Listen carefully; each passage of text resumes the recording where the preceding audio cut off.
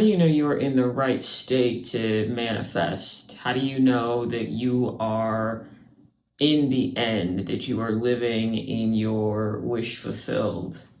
My name is Lucien Francois Mateo St. James. Thank you for joining me for today's transmission of the Ministry of Assumption Absolute, brought to you by and courtesy of the Electric Temple. I'm a spiritual epidemiologist, and I'm here to encourage you in knowing with empowered conviction the truth of your transcendent divinity. How do you know if you are in the right state to manifest? If we accept the fundamentals of reality creation, of ministry principles as well, but not that I made them up, just that I've adapted them for my uses. Ministry just meaning service, by the way, that's what that breaks down to. That we're living in a holographic reality, meaning that none of this, it doesn't mean, go do something weird. It means it means that we are not living in a fixed reality, that what we see and what we experience is not rigid, it is not linear, it is not based on a future past dichotomy where the past is immediately, I was going to say dictating, but is immediately like the past does not need to immediately influence the future, not unless you, as the mediator in between the past and the future, continue to assign past conditions to this present moment. So if we accept that we're living in a simulation, a holographic reality, the dream or the afterlife, as I like to call it, and we accept that you are the all that is, if we accept that everything is already finished, that creation is done, and that we're just experiencing the effects of the cause of our consciousness or our awareness, really, because us being individualized fractals, individualized ego meat suit programs of the all it is, of all of what source consciousness is, then what we create is a product of our focused awareness. What we create is a product of our priorities of attention. Well, if we accept all of that and we then understand that your state, that your identity, that it is not the things that you want, being. Now, here's the thing, is that there is the erotic power of desire. So there is that sensation that you feel when you come into contact with a new thought, with a new idea, with an understanding that brings you closer to yourself, with that excitement and that enthusiasm to experience more in this present moment, when you feel enlightened simply by a new concept or a new notion of yourself, a new notion of possibility. That is the erotic. The erotic not being sexual, of course. All of what I just said can apply to the sexual, but that is just merely one. I mean, all of being is erotic. Everything that we experience comes forth by way of desire. I wouldn't exist if two people didn't desire each other at some point in time. You wouldn't be watching this video if you didn't desire something. But the minute that we desire something, we immediately experience, if we're not careful, if we're not intentional, if we're not consciously considering all of these principles of reality creation, we immediately experience that sense of longingness. We immediately experience want. We immediately experience the lack of that thing when we have desire, because the erotic state of being, the erotics of divinity require, I wouldn't say require, but is drawn towards completion. I mean, it was, if we look at Genesis in the Bible, it was very erotic that God created the earth, and there was light, then there was the stars, and there was the animal, because the animals, the God of the Bible, I really, that's something else. We can't, I won't even get into potentially, what that is, that warmongering, hateful, fearful representation of what a God could be. But if we think of that, I mean, that was the very being of, here is the concept here's the notion, here's the feeling, here's the sensation, and then here's that brought forth, because everything already is the erotic, just being the material manifestation of the density collapse between the thought form, between the idea, and between the experience of that which is. So getting off of that, though, how do you know? Because I'm always talking about, I am going to start being more articulate about the erotic philosophy behind the ministry of assumption. Absolute, because it is indirectly referenced in everything I have to say, but I haven't really been talking about it as I have been, developing it and understanding it as a way of life myself, the erotic. However, if we accept that it is then our state of being, so it is not the things that we want, it is not and want being, it is not the experiences that we feel separate from, because the minute that we want something and the minute that we're saying in this present moment that we're separate from it, well, all of this, every single, you can never watch another manifestation video again if you understand that you will only get what you already have. That's it. That's all of it. You will only get what you already have. And I'm going to say that again. You will already get what you already have. I forget I'm just talking. I didn't really prepare much for this particular transmission, but there's a scripture in the Bible that says something about like he who has will be given more, and he who doesn't have will be taken away from, or something like that. I think it was the story. I don't know. Everything I say, concerning the Bible is like half right. I think it was something to do with like a guy that went away and like left his money with like three different people, and like one of them buried it, and like one of them lost it, and one of them, I don't know, look, tell me the scripture. And then like one of them like multiplied it, and the person that multiplied it, like they were given more. And then I don't know, I would have to, probably, I'm just talking this, that whole bit just needs to be edited out, because it was just sloppy. But there is something in the Bible about, and I'm going to leave it there too. There is something in the Bible about the more that you have, more will be given to you, and the less that you have, that much more will be taken away. And like way back when, like when I was like a child, I was like, well, that sucks. Like, what the hell? So if you're poor, you're just screwed. Like, if you don't have very much money, this angry warmongering God of the Bible is going to take all of it away. Like, if you don't have that much, and it's really talking about the state of like, are you somebody who is always looking at what you don't have? Are you in a state where you believe that not just money, but just things, a good time, love, peace, freedom, time itself? I'm huge on time itself. If everything you want, does it always feel like it's escaping you? Does it always feel like it's not enough? Are you one of those people that, somebody asks you how you're doing, that whole social narrative, like, oh, how you doing? Oh, I'm doing so good. Or how are you? A little stressed and busy.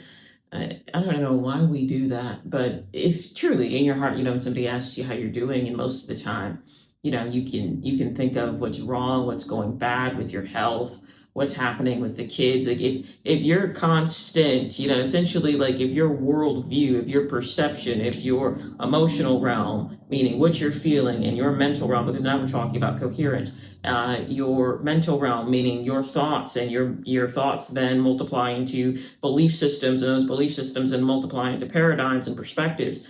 And then your spiritual realm being, are you able to identify with a higher state of consciousness? Do you understand that everything that we're seeing here is nothing close to all that there is? Are you engaged in spiritual practices that bring you, closer to a state of self that is beyond which is immediately perceived?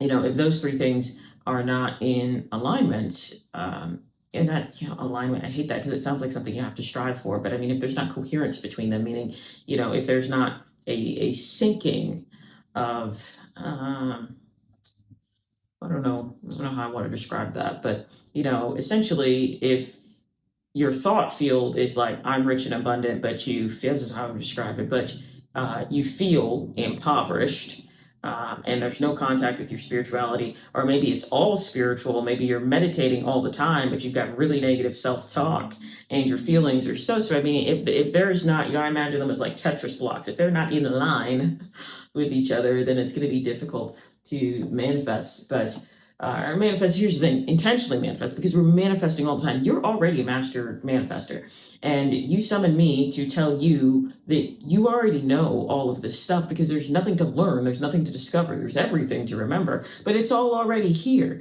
You like, if you go buy a new anything, you didn't need to create it. You didn't need to like go to the manufacturing place and like, write out the label and everything. Like, it was already there, and the rest of the world is very much that way. So how do you know if you're in the proper state of alignment or coherence, or if you're not in that state of want, if you're not in that state of desire, which feels separated from itself? Because again, back to that erotic, the erotic is the full sensation of presence, of understanding and knowing that creation is finished. So the erotic is not a sense of longing and a sense of like, oh, that thing is away from me, but it is the desire that wills to experience more and understands itself as more in that present moment. The erotic is what drives us to do anything, is that sensation of presence that we're seeking, and that presence being manifested and represented in different forms and through different emotional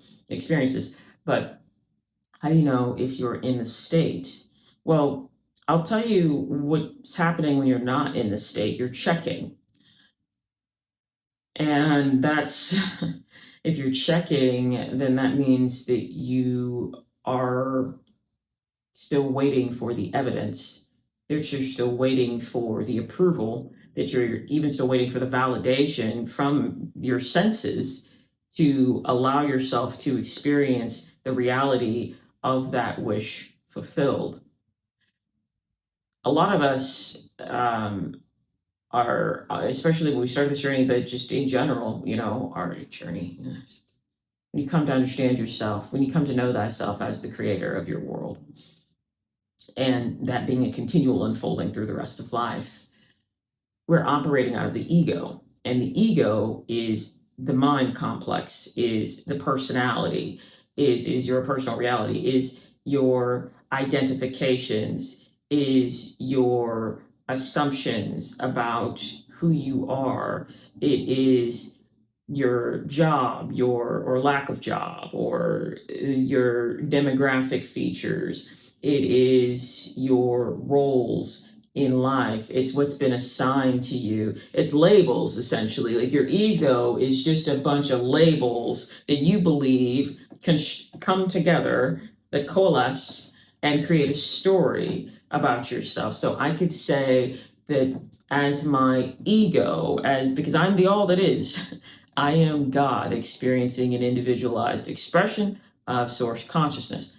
But what does my ego tell me that I am? Well, my ego tells me that, a myriad of things, that I like classic media, that I like magazines, maybe, that I like hockey, that I'm a hockey fan, that I am a so-called African American, that I am non-binary, that I am sexually fluid, that I live in the town that I live in, that I am near 30 years old. Like, all of those identifying features of self, that's the ego speaking. That's not the truth. Like, that's the meat suit. That's the costume. So that is always seeking to validate itself. It's always seeking to affirm itself. And that's why, transforming your identity into the 2.0, or experiencing a type of ego death, it's not about killing your ego and keeping it dead. You can't operate on this plane without an ego, but it is about removing, scraping off. I get, grandiose with it, killing, murdering, and burying the old self at certain points in time, shedding it, dropping it, disidentifying with that old sense of self that is not conducive to the state of the wish fulfilled. So when we're operating out of those identifications, like, if I, like, let's just say, I mean, this used to happen all the time back in the day. I remember back in the 2000s, it was like that last wave of rock music. It was that last wave of, like, I think about like the Foo Fighters, and I think of like Hinder, who else? I mean, yeah, like Saving Abel, Nickelback, which, people feel the way they do about Nickelback. Then there was Daughtry and Five Finger Death Punch, and that last wave of like rock and roll that was happening. It was huge. It was really, really cool. Band T-shirts were in. Hot Topic was in. Like, rock and roll was cool. So if you had on like a Nirvana T-shirt, somebody would come up. At least this happened to me, and I do believe it did have to do with my demographic features. But that aside, somebody would come up to me and they would say, name 10 Nirvana songs. Because what's happening right there. So I'm wearing a shirt that of a band. So none of that has anything to do with, like, all that shit's external, right? So I am wearing a physical garment on my physical body, none of which is me, representing a logo of a band of people that aren't me, and those people are ego representations themselves. And I'm being asked to validate myself, my sense of understanding, my coherence, my knowledge, myself, by the request of a stranger who, in their ego, this is what's happening here, feels threatened, feels as though I am a bigger Nirvana fan than you. You're wearing a T-shirt, and you're also maybe too young to even know what that band is. Are you just a poser? And if you're a poser, I mean, like, who was a poser? Who was posing and not posing in the 2000s with music? Oh my God, that was like all, at least in my world, at least in my reality, that was like all anybody cared about. But it would be the same thing with, like, if you were wearing a football jersey or a hockey jersey. It's like, oh, well, how many touchdowns did Brett Favre score in 2003? Then, how many RBIs? That's baseball, but, you know, but anyway, so that person then feels their ego threatened because I'm younger. I don't look like I should like Nirvana. If we're looking at, the stereotypical, race assignments of who's allowed to like what music. I went through this all the time. So they feel threatened. They feel bristled. They throw that threat at me, tell me to defend myself. Again, myself, but they're not asking me to defend myself. They're asking me to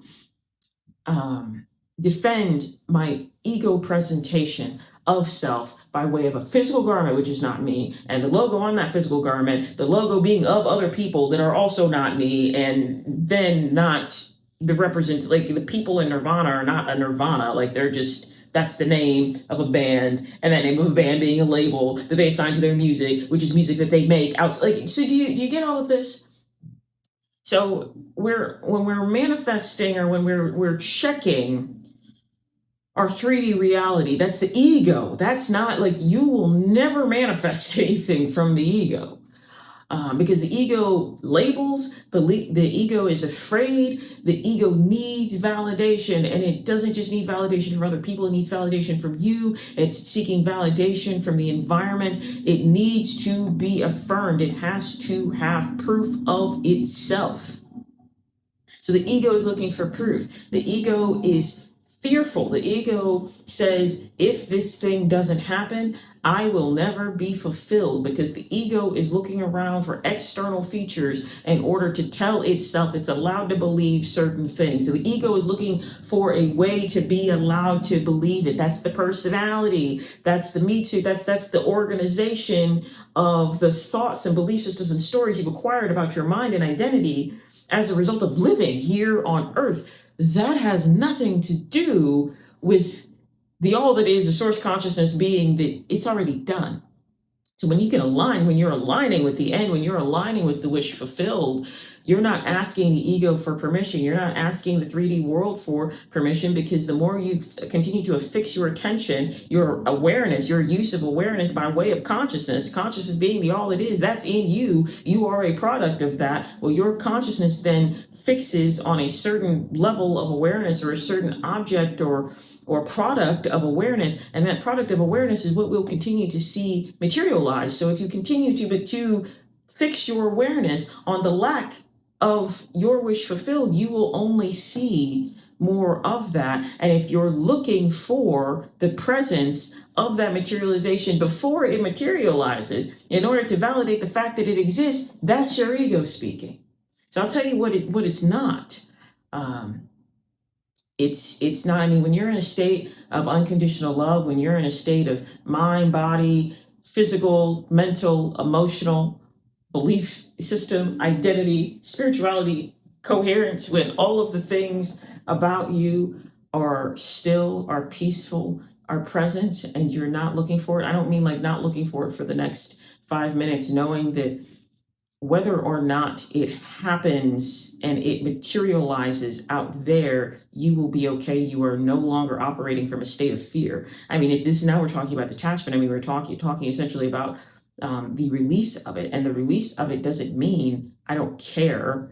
It doesn't mean I don't think about it because I don't set intentions. It means I already know that it's done. I already know that and it's true. And it's, as I said, I am here to encourage you in knowing with empowered conviction the truth of your transcendent divinity, the truth being that it is all already done. And sitting in that, meaning you're not looking for it. If it's already done, I'm always talking about this meal thing. If the meal is already cooked and the plate is on the counter, you're not running into the kitchen every 5 minutes to make sure the meal is still cooked and the plate is still on the counter and that it's there. It's there. That you constructed the meal, seasoned the meal, put it in the oven, took it out of the oven, plated it, and it's there. Or the same thing as anything. You don't need to, you're not worrying about whatever device you're looking at this on. You're not worrying about if that device is actually is there or not. You're looking at it. You're looking at the truth of it. Well, take away that physical representation. We have to sit in that same level of knowledge that it's already done. And if you can't sit in that level of knowledge, I mean, if you can't, I mean, this is the essentially, you start to separate from the truth of your ego and you start to align with the truth of your divinity. It's not that the ego is a liar. It's not that it's bad. It's not that it's evil. It's limited.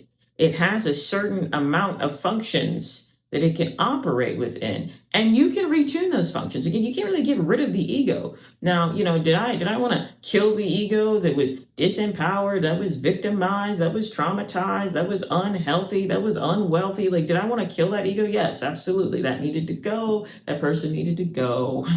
They were not conducive to the wish fulfilled, so they were murdered. But that's just my fun way of talking about it. And now I'm in the afterlife, but I'll continue to unbecome till the last breath. Of course, the more that I find out that I've acquired some belief system, some identification, some label, some system of self, some perception that is not aligned with my highest, greatest, and better good of experience of peace, joy, abundance, happiness, and freedom, then it will go. It will go the minute I become aware of it.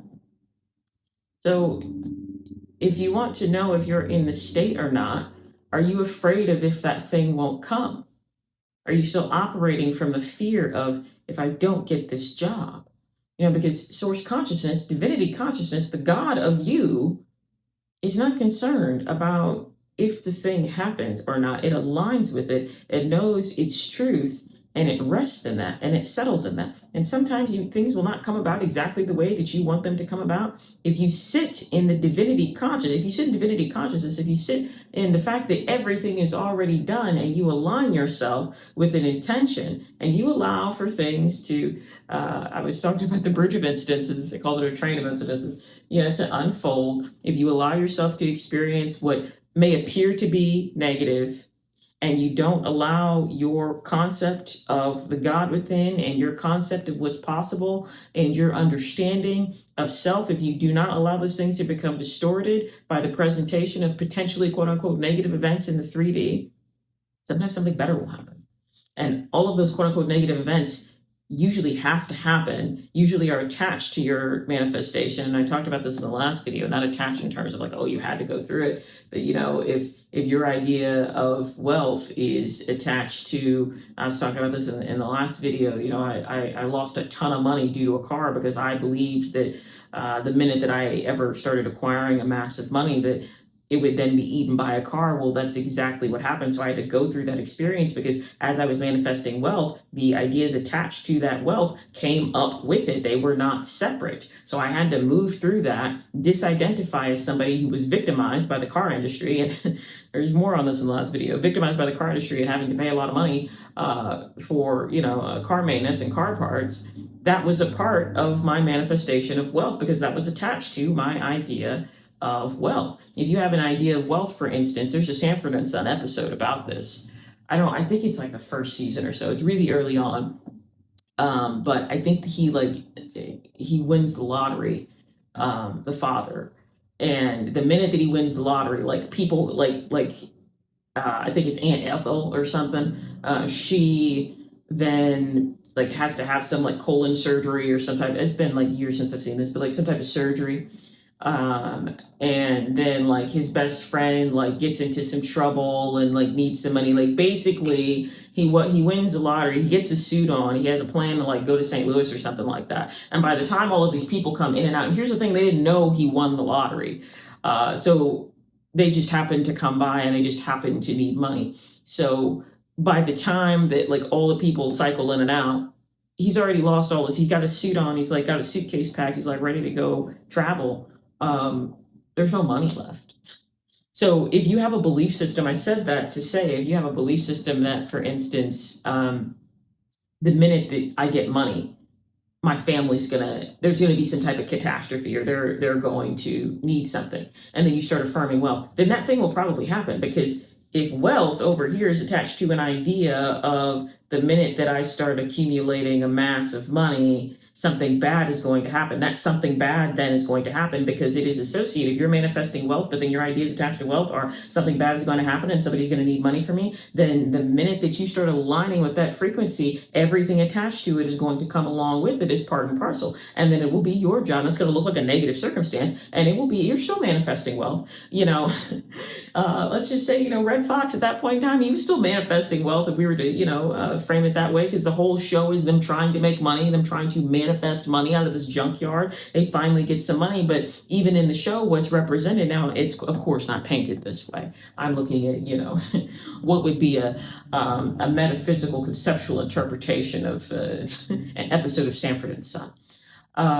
But what was attached, so they're always trying to get money. They're always, thinking of these get-rich-quick schemes or doing different things. This particular time they played the lottery, he wins some money. But what was attached to that, if we look at the belief system there, or at least what the apparent belief system would have been, because if you don't know what's going on in your reality, you don't know what your belief systems are, then look at what's already dead. And what's already dead is the 3D. And what's going on there? If you keep getting left, if you're always losing your money, if you hate your job, if you're disrespected by your children, if friends are hard to come by, if you feel you have a certain diagnosis, those then things are evidence of your belief system. They're not naturally occurring. Nothing here is naturally occurring. Everything is a consequence of your aligned awareness by way of the all that is consciousness that is the truth of what we are. But back to this, conceptual metaphysical breakdown of Sanford and Son. That's what came up. So he was still manifesting wealth, but his ideas about wealth manifested along with the wealth itself. So he got the money, but what were the ideas attached to the money? What were the additional, I kind of call them the hanger-ons, those hanger-on belief systems. The hanger-on belief system, along with the manifesting wealth, was the minute I get money, it's going to leave me because people are going to want something from me. So when it appears as though negative circumstances are happening as a product of you manifesting or materializing with intention, with conscious intention, you're still doing it. So you have to quote unquote persist, which I hate that because it sounds like striving. It's Neville Goddard. And it makes perfect sense. I don't reject any teaching, other than, teachings that lead you away from yourself. Absolutely. I reject those. But I don't reject any teaching. I just believe that the word itself kind of comes with a connotation of I have to strive and hold on. And it's not about that, but it's about sitting within that truth of self, which is everything Jesus was talking about anyway. The kingdom of heaven is within. So with that, do you want to know if you're in the state of the wish fulfilled, the state of the end? Have you accepted it as truth? Have you stopped checking for it? Have you understood that if you live in a state of unconditional love, everything is already finished, so you don't need to wait, that it's already here, that it's already happened, and that your job is to be a character in your own story as it unfolds. Because the ego is waiting for validation. The ego is looking around. The ego is checking. The ego is asking other people if it's a good idea. The ego is upset it hasn't happened yet. And the ego can't manifest anything because the ego is the set of identifications that lie outside of your source consciousness as a means of operating in this realm in the first place. And with that, signing off of today's transmission of the Ministry of Assumption Absolute. My name is Lucien Francois Mateo St. James. I am a spiritual epidemiologist, and this transmission is brought to you by and it's courtesy of the Electric Temple. Join me in my Substack community. Subscribe to the Liberation Chronicle. That link is dropped for you down below. Drop a comment. You got questions, or what did you get out of this? What would you like me to address for the next video? And remember to be good to yourselves and others, because everybody's you anyway.